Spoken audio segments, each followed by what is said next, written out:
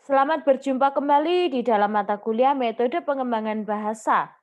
Pada kali ini kita akan melihat ada 5 macam teori yang mendasari perkembangan bahasa di dalam diri seseorang. Kita akan melihat perkembangan teori tersebut. Yang pertama adalah teori nativistik. Nah, natif itu berasal dari kata alami, ya, artinya adalah alami ataupun asli, di mana bahwa seseorang itu sejak dia lahir sudah memiliki kemampuan bawaan untuk dia bisa mengembangkan bahasanya. Jadi, seseorang itu sejak dia lahir, dia sudah memiliki bawaan bahwa memang dia bisa mengembangkan pola bahasanya. Contohnya adalah ketika anak itu lahir, dia sudah bisa mengeluarkan suara dengan menangis. Dan tangisan itu merupakan bahasa awal atau bahasa pertama yang dikeluarkan oleh seorang bayi. Sehingga kita sebagai manusia memiliki bawaan sejak lahir untuk bisa berbahasa. Nah, seorang tokoh yang bernama Chomsky, dia mengatakan bahwa seorang anak itu atau anak-anak bertanggung jawab atas belajar bahasanya sendiri. Jadi, Chomsky mengatakan bahwa anak-anak itu dari dalam dirinya dia sudah punya kemampuan sejak lahir dan dia bertanggung jawab untuk bisa mengembangkan pola bahasanya yang nantinya akan bisa membuat dia mampu untuk memproduksi sebuah kata-kata. Prestasi yang unik dari manusia itu adalah ketika dia memiliki struktur otak yang nantinya bisa menampung memori-memori ataupun informasi-informasi sehingga membantu manusia tersebut atau anak tersebut bisa mengembangkan pola bahasanya dengan lebih teratur ya. Jadi ketika seorang anak sudah mulai berceloteh, dia mulai mengatakan mama, ma, ba, ba, ba, berarti dia sudah bisa memproduksi bahasa yang baru berdasarkan hasil penyimakan yang dia lakukan. Dan itu berasal dari dalam dirinya sendiri. Chomsky juga mengatakan bahwa ada keterkaitan antara faktor biologis ya. Jadi faktor biologis itu mulai dari struktur otak, fungsi oral, itu semuanya akan sangat berpengaruh dan perkembangan bahasa seseorang itu memang sangat dipengaruhi oleh faktor biologis ya. Jadi bagaimana struktur otaknya, bagaimana kemampuan sistem memorinya untuk berjalan dengan baik. Kalau kita melihat bahwa ada yang dikatakan sebagai transformational grammar theory. Nah, di sini adalah ada unsur semantik lebih berperan daripada struktur kalimat. Jadi bagaimana seorang anak itu di awal dia belajar untuk memahami pola bahasa dengan baik dan benar, ya. Grammar, bagaimana dia belajar untuk benar-benar menata pola bahasa itu dengan baik sehingga dia tidak salah untuk menggunakan atau menyusun struktur kalimat di kemudian hari. Jadi ketika ada anak-anak belajar berbicara, dia mengatakan, "Aku makan mau." Nah, maka kita bisa membenarkan, oh maunya adik adalah adik mau makan, seperti itu. Nah, manusia memiliki alat penguasaan bahasa atau language acquisition device dan dapat menemukan sendiri cara bekerja bahasa di dalam dirinya. Jadi manusia itu memiliki sebuah perangkat di dalam dirinya ya, di dalam otaknya yaitu LAD ya atau disebut juga sebagai language acquisition device yang berfungsi ataupun berperan untuk menunjang perkembangan bahasa di dalam diri seorang anak. Jadi ketika kita mendapatkan sebuah data ataupun informasi secara linguistik, baik secara verbal maupun nonverbal yang kita dapatkan, maka itu akan kita saring ya, kita masukkan ataupun kita olah ya di dalam LAD kita yang berfungsi untuk mengolah semua informasi yang kita dapatkan. Nah, di dalam LAD ini maka nantinya akan kita susun kembali, kita pahami, ya, kita maknai, dan nantinya kita produk menjadi sebuah produk bahasa, entah itu bahasa verbal maupun bahasa nonverbal. Begitu juga dengan anak. Jadi di awal ketika kita sering mengajak dia untuk berinteraksi, berkomunikasi, maka anak itu akan mengawali perkembangan bahasanya dengan menerima sebanyak mungkin data linguistik ataupun informasi. Jadi, dia akan menerima setiap perkataan, setiap kalimat yang dia dengar dan dia serap, dia olah di dalam LAD-nya. Dan suatu saat itu akan dia produk menjadi sebuah produk bahasa, entah bahasa lisan maupun bahasa tulis, ya, verbal maupun nonverbal, dan itu menjadi sebuah kemampuan tata bahasa tersendiri di dalam diri seorang anak usia dini. Kalau kita melihat teori yang kedua adalah teori behavioristik, ya. Kita seringkali mendengar behavioristik, bahwa behavioristik ini adalah sebuah perilaku, ya, behavior kalau kita artikan sebagai harafiah bahwa behavior adalah perilaku. Nah, bahwa bahasa itu juga dipandang sebagai sebuah perilaku, ya, perilaku berbahasa. Nah, di sini ada sedikit pandangan yang berbeda dengan teori nativistik. Kalau teori nativistik tadi berkata bahwa kemampuan untuk berbahasa itu sudah ada sejak lahir, merupakan bawaan sejak lahir yang sudah menjadi potensi ataupun sudah menjadi keterampilan yang ada sehingga tinggal dikembangkan saja oleh lingkungan dan juga diri sendiri. Nah, kalau behavioristik di sini dikatakan manusia itu lahir tanpa kemampuan apapun. Jadi seolah-olah bahwa teori ini ingin menggagalkan teori nativistik, tetapi teori behavioristik mengatakan juga bahwa bahasa itu dipelajari melalui sebuah pengkondisian. Jadi ada sebuah pandangan bahwa berbahasa itu ya merupakan hasil dari imitasi terhadap lingkungan atau adaptasi, peniruan ya dari lingkungan, dari contoh dari orang dewasa. Dan ini diungkapkan oleh seorang tokoh yang bernama Skinner, ya. Dan dikatakan bahwa anak itu harus belajar berbahasa melalui proses menirukan ya dan diperkuat dengan diberikan reinforcement ataupun reward. Jadi misalnya ketika kita mengajarkan kepada anak ya, "Ayo Dek bilang mama." Nah, dia akan mengikuti, dia akan menirukan ma, seperti itu. Dan ketika dia berhasil, maka kita akan berikan reinforcement ya berupa reward ya. Tetapi ketika dia belum berhasil, kita pun juga harus memberikan penguatan atau reinforcement kepada dia. Kita berikan kata-kata, "Yuk dicoba lagi." Atau "Yuk Adik, Adik coba lagi. Adik pintar, ayo Adik coba lagi." Sehingga ketika dia mengembangkan proses berbahasanya, tidak dalam kondisi katakanlah dia harus mengembangkan sendiri. Kalau berdasarkan teori behavioristik harus ada orang yang memberikan stimulasi. Ya, maka ya bahasa itu dianggap sebagai sebuah respon oleh Skinner ya. Kalau tadi ada rangsangan, ada stimulasi, maka bagaimana ketika bahasa itu berproses itu dianggap sebagai sebuah respon. Ya, dan Bandura mengatakan bahwa itu merupakan hasil dari tiruan, peniruan ya, belajar berdasarkan peniruan ataupun imitasi. Nah, kalau kita melihat Skinner adalah tokoh yang mengungkapkan sebuah teori stimulus dan respon ya. Sehingga bahasa adalah hasil dari pembiasaan lingkungan dan imitasi terhadap orang dewasa.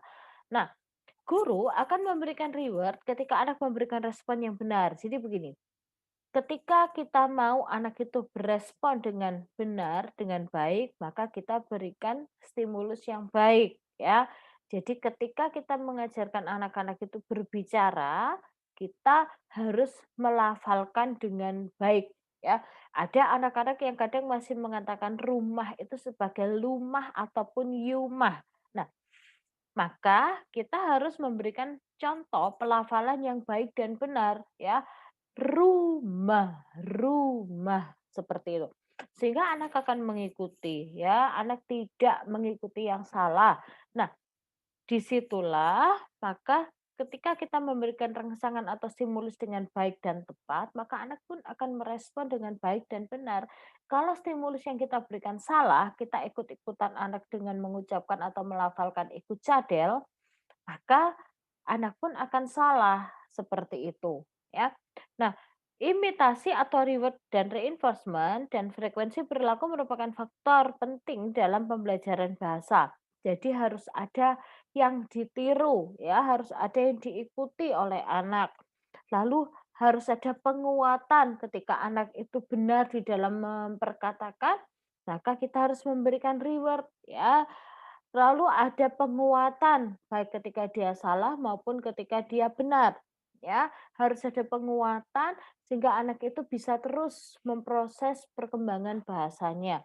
Lalu seberapa seringkah frekuensi perilaku untuk berkata-kata maupun mendengar ya untuk proses berbahasa itu akan muncul. Bahwa proses berbahasa itu kan tidak bisa kita hentikan gitu ya. Anak akan terus berkembang, maka frekuensi perilaku, anak belajar berbicara, anak belajar untuk menyimak, mendengarkan, ya seluruh aspek bahasanya berkembang, itu akan selalu muncul dan frekuensinya akan terus berkembang. Nah, Skinner mengatakan bahwa berpikir adalah proses internal bahasa, diperoleh dari interaksi dengan orang lain. Jadi, Skinner ini melihat juga bahwa di dalam berbahasa itu anak itu perlu adanya proses berpikir dan itu merupakan proses mental ya, proses internal di dalam diri mereka sehingga mereka bisa memproses bahasa dan nantinya bisa diproduksi dengan baik dan tepat. Dan itu diperoleh dari hasil ketika dia berkomunikasi dengan orang lain. Semakin banyak dia berkomunikasi, akan semakin berkembang dengan baik pula perkembangan bahasanya. Kalau kita melihat, ada teori belajar sosial yang diungkapkan oleh Bandura. Nah, bahasa diperoleh dari hasil meniru orang lain. Jadi tadi ya, mamanya bilang, mama, anaknya juga mengikuti mama. Mandi, mandi, seperti itu. Nah, tanpa harus mendapatkan penguatan dari orang lain, anak pun diharapkan dia akan terus belajar. Jadi tidak tergantung kepada hadiah ya, tidak tergantung kepada reward yang diberikan. Dengan penguatan secara verbal, reward secara verbal saja seharusnya anak sudah cukup ya. Hubungan antara orang tua dan anak yang positif, yang baik ya, maka itu juga akan membantu anak bisa berusaha untuk merespon dengan baik, dia bisa menerima perkataan, ya. Anak pun juga ada, saling penerimaan ya antara orang tua dengan anak. Jika salah harus dilakukan pembenaran, ya. Saling menerima perkataan.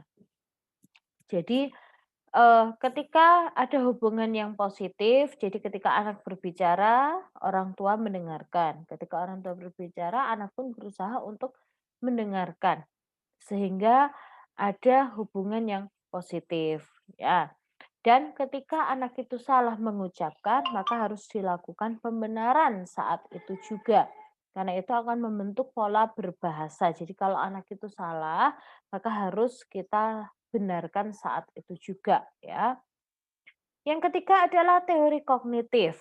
Nah, menurut Piaget, berpikir sebagai prasyarat untuk berbahasa.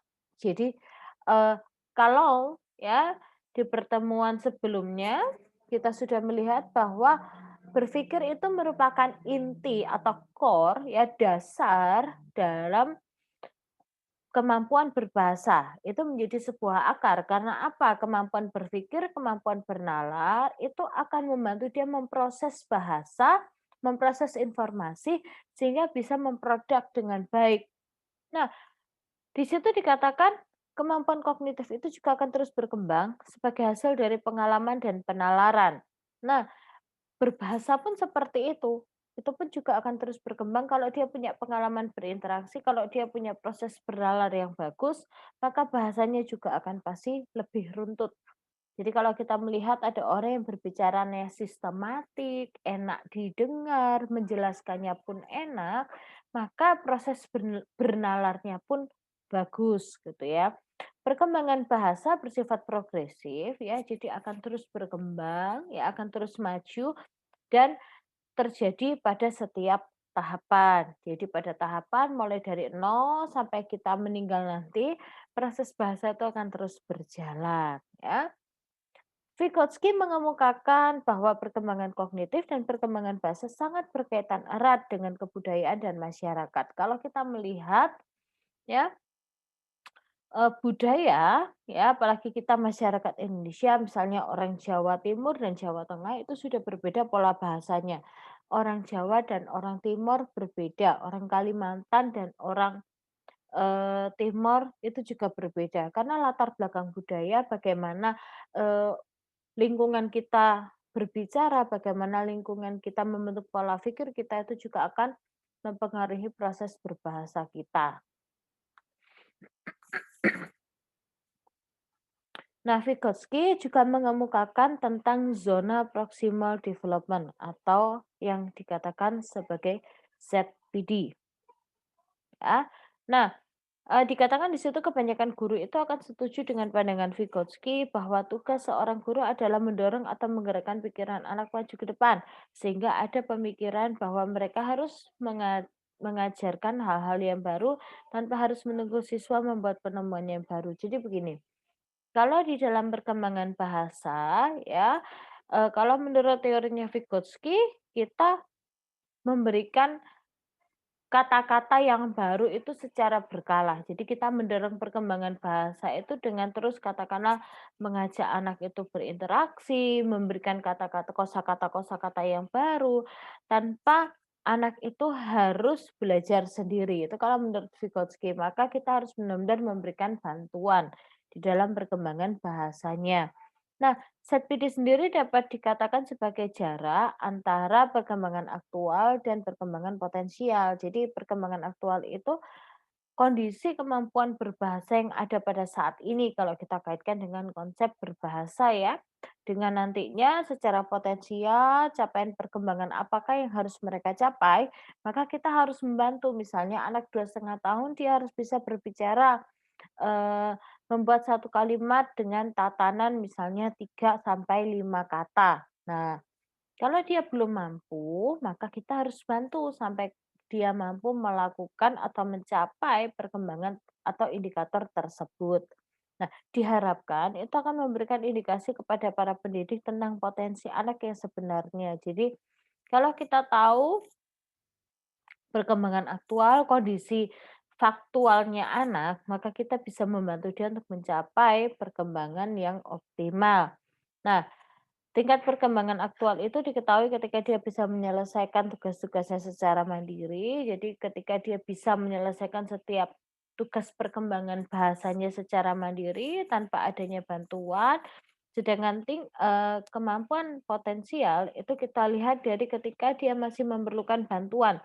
Jadi ketika dia masih memerlukan katakanlah rangsangan, bantuan juga di dalam mengucapkan beberapa kata-kata ataupun kalimat. Nah, ini adalah gambaran dari ZPD ya. Jadi bahwa ada zona perkembangan aktual dan zona perkembangan proksimal seperti itu. Nah, Vygotsky berpendapat bahwa perkembangan kognitif dan perkembangan bahasa anak-anak itu tidak dapat berkembang dalam situasi sosial yang hampa. Maka lingkungan itu akan sangat mempengaruhi perkembangan bahasa, sehingga lingkungan itu bisa memberikan stimulus, memberikan rangsangan yang tepat, sehingga perkembangan kognitif dan perkembangan bahasa itu bisa berkembang dengan baik. Dan menurut Vygotsky, perkembangan bahasa itu bersifat sosial, sehingga semakin sering dia berinteraksi, semakin luas interaksi dia, maka akan semakin juga luas perkembangan atau semakin berprogres juga perkembangan bahasanya dengan baik gitu ya, dengan cepat seperti itu. Nah, biasanya, mengemukakan teori kognitif ya yang bersifat personal konstruktivisme, jadi kemampuan itu tadi sudah ada dari dalam diri sehingga dia mampu bernalar. Kalau Vygotsky itu adalah sosial konstruktivisme, butuh bantuan, butuh dorongan dari lingkungan sosial. Ya. Yang keempat adalah teori pragmatik. Nah, teori pragmatik ini melihat bahwa seorang anak akan belajar bahasa dalam rangka sosialisasi dan mengarahkan perilaku agar sesuai dengan keinginannya. Nah, maksudnya adalah anak itu selain belajar bentuk dan arti bahasa, dia juga beracuan kepada fungsi bahasa itu sendiri. Contohnya adalah bahasa instrumental yang berfungsi sebagai sebuah alat untuk mengungkapkan ide, pendapat, ya, ataupun kondisi, baik kondisi diri maupun kondisi lingkungan. Contohnya adalah saya ingin membeli sebuah sepatu yang menceritakan ya bahwa dia sedang ingin membeli sebuah sepatu. Yang kedua, bahasa dogmatis atau regulator ya, yang berfungsi sebagai pengatur atau pengontrol termasuk pengontrol perilaku ya. Berikan kepada saya koran Jawa Pos itu. Maka di situ adalah ketika seseorang itu meminta tolong kepada orang lain untuk mengambil koran Jawa Pos yang ada di rak seperti itu. Maka perkataan atau kalimat itu tadi akan mengontrol perilaku orang lain.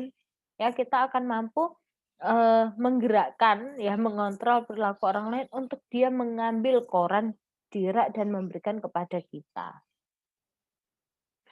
Nah, bahasa interaksi yang berfungsi sebagai bagaimana ketika kita mengembangkan interaksi kita dengan orang lain, ya, pola interaksi kita. Ajaklah saya ke acara pesta itu. Nah, ini menceritakan bahwa ketika kita sedang berinteraksi dengan orang lain, sedang berbicara kepada orang lain dan pola bahasa tersebut memang benar-benar ditujukan kepada orang lain. Ya, kita meminta orang lain untuk mengajak kita pergi ke sebuah pesta.